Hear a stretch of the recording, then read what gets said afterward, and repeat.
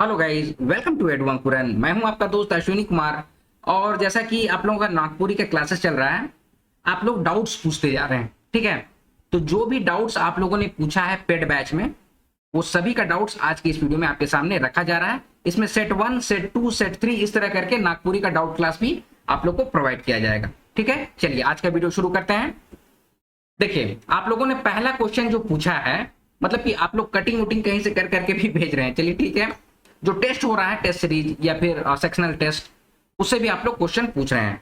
तो देखिए, हम लोग क्या कर रहे हैं, सेट ऑफ क्वेश्चंस आप लोग को देते जा रहे हैं और कॉन्सेप्ट क्लियर कराते जा रहे हैं। ठीक है, तो जो पढ़ लिए हैं वो तो ठीक है, पेड बैच में जो रिकॉर्डेड क्लासेस मिल रहा है वो भी ठीक है, टेस्ट सीरीज ज्वाइन किए हैं, सेक्शनल टेस्ट हो रहा है, सब कुछ ठीक है, लेकिन सब में आपको डाउट्स कहीं ना कहीं आ रहा है।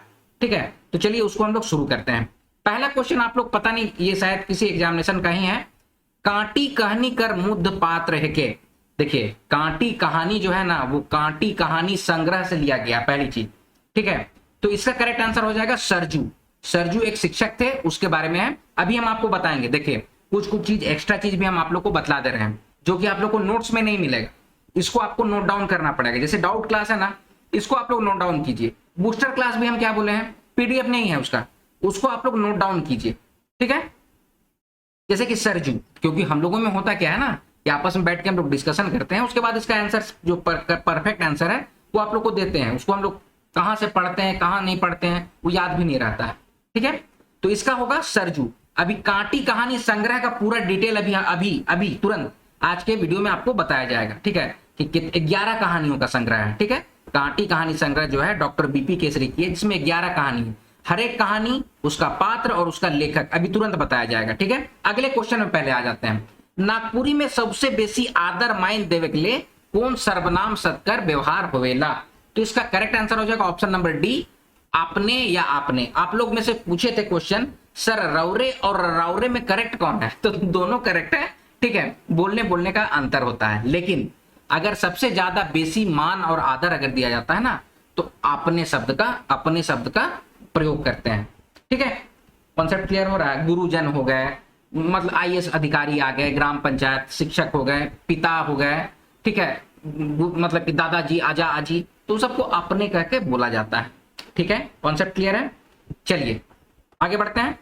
अच्छा, एक डिटेल्स, थोड़ा कोर्स का डिटेल भी बतला देते हैं, कहे कि बहुत सारे लोग, और ये हम लोग को करना पड़ रहा है मजबूरन भी।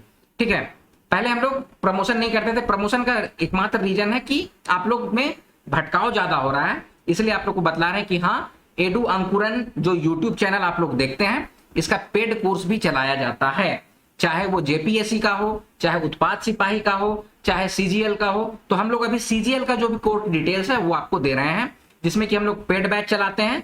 ठीक है, रिकॉर्डेड क्लासेस मिलता है आपको, सेक्शनल टेस्ट मिलता है और नोट्स, ये तीनों चीज का कॉम्बिनेशन प्रोवाइड किया जाता है। और अभी जो नागपुरी का भी जो डाउट क्लास अभी आप जो ले रहे हैं ना, देख रहे हैं, ये भी इसमें दिया जाता है। ठीक है, आगे है कि अगर मान लीजिए आप लोग रिकॉर्डेड क्लास नहीं लेना चाहते, बोलते हैं कि सर हम सिर्फ नोट्स से कर लेंगे, तो आपको नोट्स भी प्रोवाइड कराया जा रहा है। इसका प्राइस भी देखिए यहाँ पर लिखा हुआ है। ठीक है, ये प्राइस वेरी करता है, इसीलिए कोशिश कीजिएगा कि जो भी आप जब भी देख रहे हैं, एक बार व्हाट्सअप करके जरूर से जानकारी ले लीजिएगा। चलिए आगे बढ़ते हैं। टेस्ट सीरीज हम लोग फुल लेंथ टेस्ट सीरीज आप लोग को प्रोवाइड कर रहे हैं। 15 से ज्यादा टेस्ट सीरीज होगा, ये शुरू हो चुका है। टेस्ट 1 ऑलरेडी कंप्लीट हो चुका है। आप लोग को जब तक वीडियो मिलेगा, हो सकता है टेस्ट 2 भी कंप्लीट हो चुका होगा। चलिए आगे है। अब कुछ लोग ये चाहते हैं कि नहीं सर, हम लोग क्या करेंगे ना, नोट्स और टेस्ट सीरीज लेंगे। ठीक है, सिर्फ नोट्स और टेस्ट सीरीज हमको दे दीजिए। तो इसके लिए भी देखिए यहाँ पर 550 रुपए में आपको प्रोवाइड कराया जा रहा है इसके लिए। लेकिन मैं फिर से बोल रहा हूँ कि ये प्राइस वेरी करता है, तो आप लोग व्हाट्सएप में एक बार जरूर से कंफर्म कर लीजिएगा। ठीक है, तो ये एडू अंकुरन का पेड बैच चलता है। ठीक है, जो भी कॉन्सेप्ट ये है, और हम लोग का कोई भी कोचिंग नहीं चलता है। अगर किसी कोचिंग संस्थान में ये बोला जा रहा है कि एडू अंकुरन वाले अश्विनी सर आके नागपुरी पढ़ा रहे हैं, तो वो गलत है। हम लोग कोचिंग कहाँ से रहेंगे यार, रांची में रहेंगे तब ना, रांची या झारखंड में रहेंगे तब तो आप लोग को बताएंगे या पढ़ाएंगे। ठीक है, कोई कहीं बैठा हुआ है, कोई पुणे में है, कोई बैंगलोर में है, कोई मुंबई में, दिल्ली में है, तो आपको कौन पढ़ाएगा। ठीक है, तो हम लोग का कोई एग्जिस्टिंग कोचिंग नहीं है, ऑनलाइन ही हम लोग ऑपरेट करते हैं और ऑनलाइन ही आप लोग को पढ़ाते हैं। ठीक है, एकदम कॉन्सेप्ट क्लियर है। और हम लोग हर तरह की नागपुरी की तैयारी कराते हैं, चाहे आप 10th लेवल का हो, 12th लेवल का हो, ठीक है, ग्रेजुएशन लेवल का हो, या फिर जेपीएससी की तैयारी हो, जेपीएससी मेंस, ये सबकी तैयारी हम लोग नागपुरी का स्पेशली कराते हैं, ठीक है। और हम लोगों का अभी सबसे जो बेस्ट चला है ये paid batch one of the best है। इसको लेके आप ही लोग का फीडबैक आता है कि सर इससे अच्छा कुछ नहीं हो सकता है, ठीक है। और वैसे भी नोट्स हम लोग का जो मार्केट में है या जो प्रोवाइड कराया गया वो आप लोग देख के समझ गए होंगे कि लेवल क्या रहता है, ठीक है। चलिए आगे बढ़ेंगे। तो आप लोग को जिसको भी क्लास अवेल करना होगा व्हाट्सएप नंबर देखिए यहाँ पर दिया हुआ है 9148763486, इसमें कॉन्टैक्ट करके बैच या फिर जो भी चीज आपको अवेल करना है आप ज्वाइन कर सकते हैं। चलिए आगे बढ़ते हैं। आप लोग को अभी जो क्वेश्चन दिया गया देखिए यहाँ पर क्वेश्चन क्या दिया गया था, कांटी कहानी कर मुद्दे पात्र है के। तो आप लोग को छोड़ नहीं देना है, जैसे हम सरजू बताए ना तो छोड़ नहीं देना है। तो आप एकदम आइए कि कांटी किसमें है भैया, तो कांटी संग्रह डॉक्टर बीपी केसरी की रचना जिसमें 11 कहानियों का संग्रह है। हर एक कहानी का डिटेल आपको दे रहे हैं। पहला है कांटी नाम का कहानी है, ये किसकी रचना है, तो प्रफुल्ल कुमार राय की रचना है। देखिए फिर से कांटी कहानी संग्रह का संपादन करता कौन है, डॉक्टर बीपी केसरी। लेकिन इसमें जो कांटी नाम की जो कहानी है उसके जो रचनाकार हैं, लेखक हैं, वो कौन है, प्रफुल्ल दा है, ठीक है। प्रफुल्ल दा को पुरोधा, आधुनिक नागपुरी का पुरोधा भी कहा जाता है, ठीक है। पात्र इसमें अब कांटी जो है ना, कांटी में सरजू बाबू नाम के एक शिक्षक हैं, मध्यम वर्गीय जो फैमिली है उसका जिक्र करके बताया गया है, ठीक है, कि किस तरह से औपनिवेशवाद जो झारखंड में बाहर के लोगों की वजह से जिस तरह से यहाँ के लोगों को जो सफर करना पड़ रहा है ना, वो दर्द कांटी कहानी संग्रह में, इस कांटी कहानी में है, प्रफुल्ल कुमार राय के द्वारा, ठीक है। सरजू बाबू एक शिक्षक हैं, ठीक है। कॉन्सेप्ट क्लियर है, आगे बढ़े, समझ में आता है क्या बोल रहे हैं। देखिए आप लोग को बताया जा रहा है कि कांटी कहानी का संग्रह है, इससे अगर क्वेश्चन पूछ दिया तो उसको छोड़िए मत, काहे कि कंपटीशन बहुत मतलब तगड़ा होता है, हाई फाई होता है बहुत, ठीक है, नेक टू नेक एकदम कंपटीशन होता है। तो हर चीज को आप लोग ना पकड़िए, ठीक है। तो कांटी कहानी संग्रह में पहला जो कहानी है उसका नाम है कांटी, दूसरा जो कहानी है उसका नाम है सोना। सोना नईमुद्दीन मिर्दाहा की रचना है। इसमें जो पात्र है उसका नाम है सोना। सोना में बताया गया है कि झारखंड की स्त्रियां या महिलाएं जो होती हैं वो अपने इज्जत आबरू के लिए अपना जान को भी न्यौछावर कर देती है। तो थोड़ा सा पैसा के लिए कोई यहाँ की स्त्री की इज्जत को नहीं लूट सकता या नहीं खरीद सकता है। उसी का मार्मिक जो चित्रण है ना वही सोना में किए हैं, नईमुद्दीन मिर्दाहा की रचना है ये, ठीक है। चलिए आगे बढ़ेंगे। तीसरा कहानी है उसका नाम है रद्दी कागज, जो आप लोग सीजीएल के लिए भी पढ़े हैं या सहायक आचार्य जो है उसके लिए भी पढ़े हैं। डॉक्टर बीपी केसरी की रचना है ये, और इसका पात्र है वो भोलवा है। इसमें इसका क्या निष्कर्ष था कि भैया आपका पुरखा भले होंगे कोई बहुत बड़े आदमी, लेकिन आप अगर काम नहीं करोगे ना तो एक से दूसरा पीढ़ी तीसरा पीढ़ी तक रद्दी कागज बेचोगे। उसी बात को रद्दी कागज में डॉक्टर बीपी केसरी बताए हैं, और हम भी आप लोग को यही बताते हैं कि हमारा चचा दादा ई था, हमारा मामा वो है, ये सब के चक्कर में मत रहिए। आप जो हैं आप ही अपनी हिस्ट्री बनाते हैं, तो आप कितने मजबूत हैं, सशक्त हैं, उस चीज को चरितार्थ किए हैं डॉक्टर बीपी केसरी रद्दी कागज के माध्यम से, ठीक है। चलिए आगे बढ़ रहे हैं। चौथा कहानी जो है वो क्रिसमस कर सांझ है, डॉक्टर कुमारी बासंती मैम के द्वारा लिखा गया बहुत बढ़िया कहानी, बहुत अच्छा कहानी, ठीक है। इसमें कैसे हम लोग क्रिसमस ये सब मनाते हैं उसको बारे में भी बताए हैं, लेकिन अकेलापन का जो दर्द है उसको मतलब कि बासंती मैम इसमें बताई हैं। इसके जो पात्र है, मुख्य पात्र, उसका नाम है रोजी दीदी। नीरल भी इसी का पात्र, देखिए पात्र और भी है लेकिन हम लोग जो मुख्य पात्र है वो आपके सामने रख दे रहे हैं, ठीक है। आपसे क्वेश्चन डायरेक्ट एक तो शायद आया था, नीरल के रहे, तो नीरल मिस्त्री है, ठीक है, नीरल मिस्त्री है। इसी में बतला दे रहे हैं हम लोग, जानकारी जो है हम आपको दे दे रहे हैं, आप लोग को रिकॉल करा रहे हैं, तो आप लोग नोट डाउन करते जाइएगा। चलिए आगे बढ़े। पांचवा जो है बलुआ सिंह नाम का है, तो बलुआ सिंह में श्री शारदा प्रसाद शर्मा की रचना है ये, पात्र है इसका बलुआ सिंह, ठीक है। बलुआ सिंह अपनी मतलब कि ये भी बहुत दर्दनाक कहानी है भाई, मार्मिक कहानी है इसमें। बलुआ सिंह की जो ब्याहिता जो थी, पत्नी जो थी, वो कहीं काम करने जाती थी और किसी के साथ भाग जाती है, कोई सिपाही जी के साथ भाग जाती है। तो बलुआ सिंह अपनी पत्नी का, अपनी प्रेमिका का इंतजार कर रहा है। तो बहुत बढ़िया कहानी है, श्री शारदा प्रसाद शर्मा की रचना बलुआ सिंह। चलिए आगे बढ़े। बेरना मरचा, बेरना मरचा मतलब कि मरचा मतलब वो खेत होता है, खाली खेत जिसमें खेती उती नहीं हो रहा है, उसको मरचा खेत कहते हैं। तो पांडे रविंद्रनाथ राय की ये रचना है। इसका पात्र का नाम है चरवा। चरवा नाम का पात्र जो है ना, वो बेचारा पूरा जंगल को काट के, ठीक है, जो जंगल झाड़ था उस सबको साफ सुथरा करके एक तो खेत बनाता है खेती बाड़ी के लिए, ठीक है। अब जब खेत बनाता है तो उसमें केस हो जाता है पुलिस केस कि तुम्हारा नहीं है, ऐसे करके कागज दिखाओ और 1000 रुपया का मांग किया जाता है, ठीक है। तो ये है पांडे रविंद्रनाथ राय की रचना चरवा, इसका मुख्य पात्र है बेरना मर्चा करके। ये सब कांटी कहानी संग्रह में है। कांटी कहानी संग्रह नाम का बुक है जिसका संपादन करता कौन है, डॉक्टर बीपी केसरी हैं। अब संपादन करता ये है, यानी कि इनके अंडर में ये सारे कहानियों को एडिट किया गया, पहले ये एडिटर रहे, ठीक है। तो कांटी हो गया, सोना हो गया, रद्दी कागज हो गया, क्रिसमस कर सांझ हो गया, बलुआ सिंह हो गया, बेरना मर्चा हो गया, ये छोटो कहानी आगे। और 7वां है भोटांग डहर, जो आप लोग पढ़े। भोटांग डहर भी कहां से लिया गया है, तो कांटी कहानी संग्रह का ही है। पंचम साहू इसके रचयिता है, उसका पात्र का नाम क्या है, मंगरू। मंगरूए जो है इसमें बेचारा को अपना घर परिवार छोड़ के जाना पड़ता है ना, चोरी का इल्जाम लग जाता है इसके ऊपर, तो उसके बारे में बताते हैं। फिर आगे है चंद्रू करके, अगला जो कहानी उसका नाम है चंद्रू। तो सुरेश चंद्र राय की रचना है चंद्रू और सामू बड़ाइक नाम का। बहुत अच्छा, आप लोग पढ़िएगा तब। हम लोग तो खैर देखिए, हम लोग जैसे लड़का लोग क्या किए बचपन से, देखिए हैं तो आप ही लोग के जैसा गाँव घर का ना जी, ठीक है। धीरे धीरे पढ़ने का आदत हो गया तो कहानी पढ़ते थे, ठीक है। तो कहानी पढ़ते पढ़ते हिंदी कहानी शुरू में पढ़े, फिर अंग्रेजी का नॉवेल पढ़ने की आदत हो गई। अंग्रेजी का नॉवेल पढ़ने में ना वो मजा नहीं आने लग गया, तो फिर हम खोजने लग गए अपना गांव घर का चीज अगर है तो सबसे पहले हम लोग यूट्यूब में सर्च मारते हैं बाहर बैठ के। तो हम लोग देखे कि हाँ भाई यूट्यूब में बहुत सारे लोग नागपुरी में अजीब अजीब चीज डालता है। तो समझ में हम लोग को नहीं आ रहा, मतलब थोड़ा थोड़ा अजीब लगा कि भाई ये सब क्या कर रहा है, मजाक कर रहा है। इसीलिए हम लोग यूट्यूब चैनल ही शुरू किए, ठीक है। चंद्रू ये सब पढ़िएगा ना, इसमें मुर्गी का चोरी का कहानी बहुत बढ़िया है, ठीक है। मुर्गी चोरी हो जाता है, ठीक है, और फिर सामूहिक बड़ाई के ऊपर ही केस कर देता है कि हमको मुर्गी भी चाहिए और हरजाना भी दीजिए। इस तरह से कहानी है चंद्रू में, सुरेश चंद्र राय की रचना है। चलिए आगे बढ़ रहे हैं। पुत्री कर बिया, पुत्री मतलब पुतला, पुतला से ये कठपुतली का है, उसमें पुत्री का ब्याह करके है, बसंत कुमार राय की रचना है। इसमें कोई मुख्य पात्र वैसा नहीं है, वो बस कठपुतली के माध्यम से हम लोगों को एक शिक्षा दे रहे हैं, ठीक है। चलिए आगे बढ़ रहे हैं। 10वां है परदेसी बेटा, जो शकुंतला मैम के द्वारा रचित है, शकुंतला मिश्र की रचना है। इसका पात्र है श्रवण कुमार। श्रवण कुमार जो है पढ़ाई लिखाई के लिए विदेश चल गया।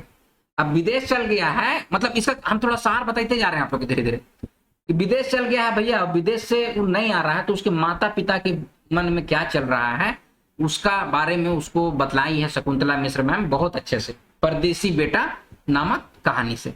और 11वां जो है वो है नगाड़ा, ठीक है। नगाड़ा जो है वो सविता केसरी मैम का लिखा गया है, पात्र है इसका रघु नगरची, ठीक है। तो ये सारा डिटेल हम आपको दे दिए कि कांटी कहानी संग्रह का। इसी तरह से अभी बहुत सारा चीज है, उसको हम आप लोग को पेड बैच में सारा चीज को आपको बताएंगे, लेकिन आप लोग इसका हमसे पीडीएफ एक्सपेक्ट मत कीजिएगा, नोट डाउन करना है आपको, ठीक है। नोट डाउन करते जाना है, हम लोग सब कुछ आपको बता रहे हैं, एक एक चीज बता रहे हैं कि कांटी कहानी संग्रह में क्या है, कुकड़ा और उगड़ी में क्या है, नाटक है तो कौन कौन सा नाटक है, उपन्यास है तो कौन कौन सा है, चक्री क्या है, ये क्या है, वो क्या है, सब बताएंगे अभी हम लोग, ठीक है सबको। लेकिन आप लोग को पेड बैच में ही पता चलेगा, और आप लोग को नोट डाउन करना है भाई, इसका कोई पीडीएफ नहीं मिलेगा आप लोग को, हम फिर से बोल दे रहे हैं, ठीक है। चलिए आगे बढ़ रहे हैं। चलिए अगला क्वेश्चन आप लोग पूछे हैं कि बरकी का के कहे ना सर, तो इसमें क्या होगा, चादर को कहते हैं।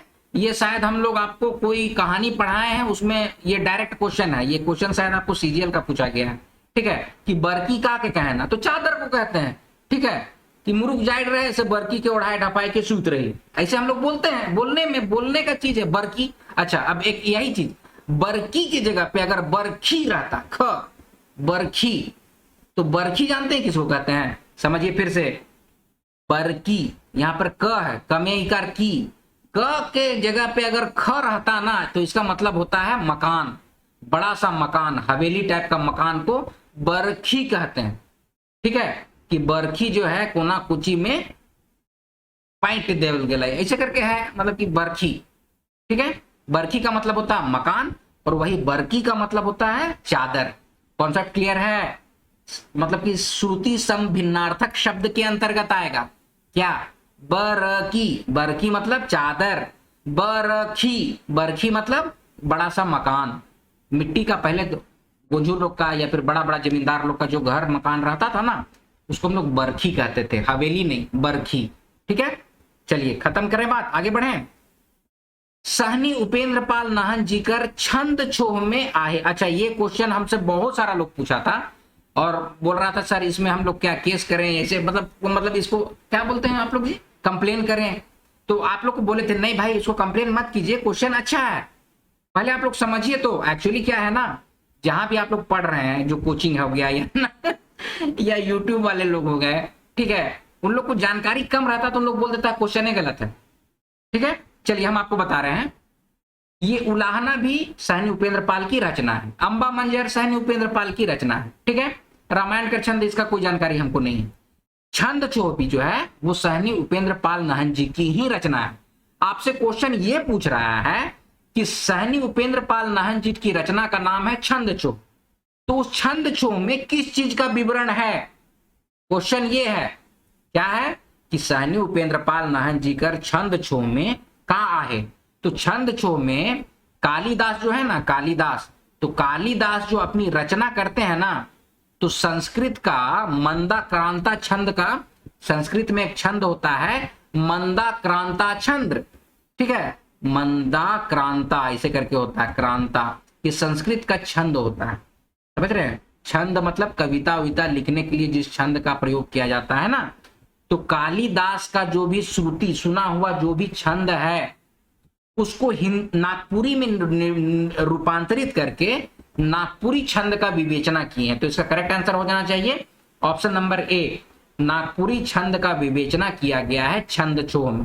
तो छंद छो नाम का इनका रचने है, जैसे अभी आप लोग को बताया ना कांटी कहानी संग्रह में 11 ठो कहानी है, उसी तरह से छंद छो इनका रचने है सहनी उपेंद्र पाल नाहन जी का। उसमें कई ठो कालिदास का जो गीत उत है उसको लिखे हैं और उसमें वो नागपुरी का क्या छंद होना चाहिए उसका विवेचना किए हैं। कॉन्सेप्ट क्लियर है? इधर उधर दिमाग नहीं करना है, जो बता रहे हैं उसी को दिमाग में रखिएगा। ठीक है, चलिए आगे बढ़ रहे हैं। आगे है नागपुरी कर पहले गीति नाटिका किताब के लिख रहे हैं। तो पहला गीति नाटिका जो लिखा गया था ना उसका नाम था नारद मोह लीला। का नाम था? नारद मोह लीला। अच्छा, इसका एक इंटरेस्टिंग फैक्ट भी बता दे रहे हैं। तो ये किसका रचना है? ये सहनी उपेंद्र पाल नाहन जी की ही रचना है। नारद मोह नाम से ये 50 गीत का संग्रह लिखे थे। सुनिए मेरी बात को, क्या बोल रहे हैं? नारद मोह नाम से नारद हुआ क्या था, इसका भी और कहानी बताते हैं। ये सब है, देखिए होता है हिंदी और संस्कृत से ही लिया जाता है ना, तो हिंदी और संस्कृत में आपको ये सब चीज बहुत मिलता है। ठीक है, नारद जी को ना एक बार हुआ क्या ना कि उनको लगा कि हम इतना सुंदर बन जाएं, ठीक है, उनका मुंह आ गया किसी से शादी करने के लिए, हमको नाम याद नहीं आ रहा, ठीक है, तो इसीलिए एक बार हुआ क्या था ना कि नारद जी के ऊपर कामदेव और रति अपना सब पूरा काम वासना इसमें प्रवाहित की, लेकिन भी ये भंग नहीं हुआ इनका। नारद जो है ना वो भंग नहीं हुए, डोले नहीं। ये सब चीज नारद मुंह में है। ठीक है, अब वो डोले नहीं ना, तो ये बात गए और शिव जी को जाके बोले कि शिव जी में जब थी मतलब कि कामदेव अपना ये चलाए थे, बाण चलाए थे, तो वो तो भाई क्रोधित हो गए थे, उनका जो तपस्या था वो टूट गया था, लेकिन नारद का नहीं टूटा। तो नारद जी एकदम फूल के कूपा हो गए। हम बता रहे बस आपको जानकारी के लिए। अब नारद जी फूल के कूपा हुए तो शिव जी के पास गए, तो शिव जी उनको बोले कि ए बाबू, ठीक है, हमारे पास आए, विष्णु भगवान के पास ही जाके अपना बड़ाई मत करना। अब नारद जी मानेंगे, चल गए विष्णु भगवान के पास और विष्णु भगवान के पास ऐसा कर दिए। तो विष्णु भगवान क्या है ना, नारद जी बोले कि हमको बहुत सुंदर रूप दे दीजिए अब एक बार। तो नारद जी को ना विष्णु भगवान बंदर का रूप दे देते हैं। मतलब कि नारद जी बोलते क्या है ना विष्णु भगवान को कि विष्णु श्रीहरि हैं, आप सबसे सुंदर हैं जगत में, तो हमको ना आप ही का कोई एक सौंदर्य वाला रूप दे दीजिए, तो हम किसी भी लड़की को मतलब कि अप्सरा को या स्त्री को अपने में क्या आकर्षित कर लेंगे। तो हरि का मतलब होता है बंदर, एक तरह से एक रूप, एक मतलब उसका वो भी होता है। तो हरि उनको तथास्तु बोल दिए, तो नारद जी का हो गया बंदर जैसा मुंह। ठीक है, तो इसी से नारद जी क्रोधित हो गए। ठीक है, तो उसी सब चीज का विवेचना है किसमें? गीति नाटिका है। किसकी है? सहनी उपेंद्र पाल नाहन की। क्या नाम है? पहले इसका नाम था नारद मोह, जिसमें कि 50 गीतों का श्रृंखला था। कितना था? 50 गीतों का श्रृंखला था। अच्छा, अब इसको इन लोग भेजे किसको? कि सहनी उपेंद्र पाल नाहन जब 50 गीत लिखे ना, तो इसको दे दिए धनीराम बख्शी को और बीपी केसरी को।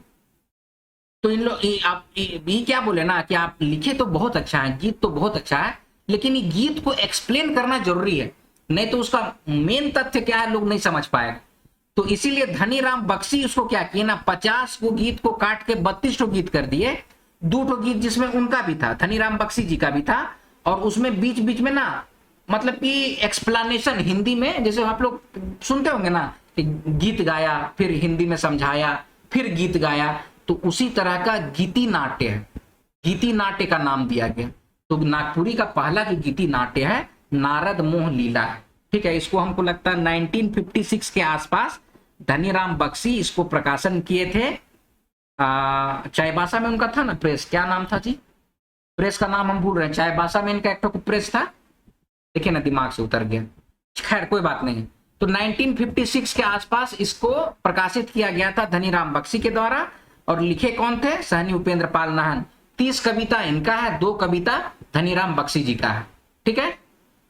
एकदम कॉन्सेप्ट क्लियर है। नारद मोह, पहले नाम था नारद मोह, इसको बाद में नाम दे दिया गया नारद मोह लीला, ठीक है। बाद में क्या नाम दे दिया गया, नारद मोह लीला।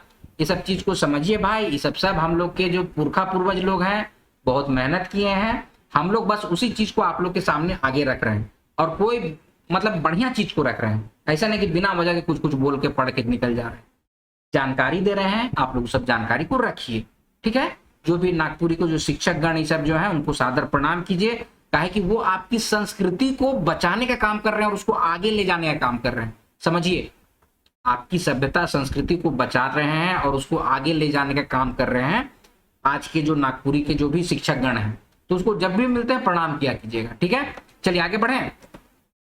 अगला क्वेश्चन आप लोग पूछे हैं कि नाव गांव ठाव शब्द केकर उदाहरण है के। देखिए, निर्नुनासिक का मतलब होता है कि नाक का यूज नहीं हो, कोई ऐसा चीज जिसमें कि नाक का यूज नहीं होता है। जैसे हम बोलेंगे क, तो क बोलेंगे तो इसमें नाक आता है, नहीं आता है। अनुस्वार किसको कहते हैं, जैसे क के ऊपर एक तो बिंदी मार दिए ना, बिंदी, तो इसको बोलते हैं क, तो इसमें हो गया कंग, ठीक है। तो इसको बोलते हैं सिर्फ इसको बोलते हैं अनुस्वार, जो बिंदिया होता है ना उसको बोलते हैं अनुस्वार। अनुनासिक क्या होता है, कोई ऐसा शब्द या कोई ऐसा वर्ण जिसमें नाक और मुंह दोनों का प्रयोग होता है, तो उसको अनुनासिक कहते हैं। कॉन्सेप्ट क्लियर है। तो जैसे कि यहां पर क्या है, नाव, नाव बोलिए तो आप लोग अपने से, नाव, मुंह खुल रहा है, नाकों से आवाज आ रहा है। गांव, गांव बोलिए तो कैसा लग रहा है, मुंह का भी खुल रहा है और नाक से भी आवाज। ठाव, ठीक है। तो ये सब क्या हो जाता है, अनुनासिक के अंतर्गत आएगा, ठीक है। अब अल्प प्राण और महाप्राण आपको बताए हैं, जिसमें जोर से बोला जाता है महाप्राण, अल्प प्राण जिसमें कि कम आवाज का यूज होता है, समझे। तो इसका करेक्ट आंसर क्या हो जाएगा, अनुनासिक। समझा दिए आप लोग को कि कैसे बोला जाता है, ठीक है। वैसे शब्द जिसमें नाक और मुंह दोनों का कॉम्बिनेशन हो रहा है, नाव गांव ठाव नहीं, तो उसको अनुनासिक कहेंगे। कॉन्सेप्ट क्लियर है। चलिए आगे बढ़े।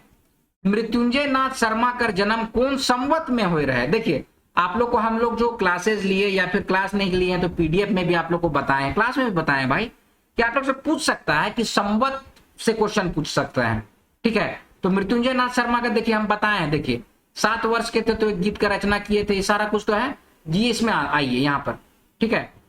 30/7/1922 को इनका जन्म हुआ था अंग्रेजी कैलेंडर के अनुसार।